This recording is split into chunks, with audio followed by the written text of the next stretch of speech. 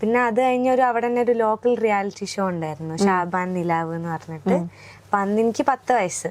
അപ്പൊ അന്ന് ഞാൻ വലിയ വലിയ ചേട്ടന്മാരെ കൂടെ ഒക്കെ മത്സരിച്ച് അന്ന് അതില് വിന്നറായി.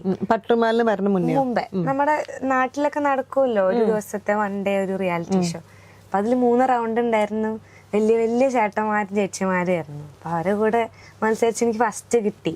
അപ്പൊ അങ്ങനെയാണ് ഇതിലേക്ക് വരുന്നത്. ഞാൻ ആദ്യമായിട്ട് ഷബീർ ഖാ എന്ന് പറഞ്ഞ ഞങ്ങക്ക് ഒരു അങ്കിളുണ്ട്. അങ്കിള് ഇപ്പൊ ഷബീർ ഖാ ഞങ്ങളെ ഇങ്ങനെ അതിനടുത്തതിന് പോണം എന്നൊക്കെ പറഞ്ഞ് അങ്ങനെ പട്ടുമാലിന്റെ ഇത് കണ്ടു, പരസ്യം കണ്ടു, ഓഡീഷന്റെ. ഓഡീഷൻ പോയി ഫസ്റ്റ് നമ്പർ ആയിരുന്നു ഞാൻ ആദ്യമായിട്ട് ഓഡീഷൻ ചെയ്യുന്നത്. അങ്ങനെ സെലക്ഷൻ കിട്ടി. ഓഡീഷനിൽ തന്നെ ഫസ്റ്റ് നമ്പർ. ഭയങ്കര ടെൻഷൻ ആയിട്ട് ഇവിടെ എറണാകുളത്ത് തന്നെ ആയിരുന്നു ഫസ്റ്റ് ഓഡീഷൻ. ഫസ്റ്റ് ഓഡീഷനിൽ ഏതാണ് പാട്ട് പാടിയത്? ഏതാ അവര് പറഞ്ഞു പാടാൻ? തിരുദൂതരെ എന്ന് പറഞ്ഞിട്ടുള്ള ഒരു പാട്ടാ. അതായത് തിരുദൂതരേ മഹമൂദരേ ഒരു ജ്ഞാനപ്പൂകൾ പാടൂതേ. ഭയങ്കര രമേശ് നാരായണൻ സാറ് പാടിയ പാട്ടാ. ഞാൻ ക്ലാസിക്കല് പഠിച്ചോണ്ട് തന്നെ ഇങ്ങനത്തെ പാട്ടുകൾ പാടുമ്പോ എനിക്ക് കുറച്ചും കൂടെ അതിലൊരു ഇതുണ്ടായിരുന്നു.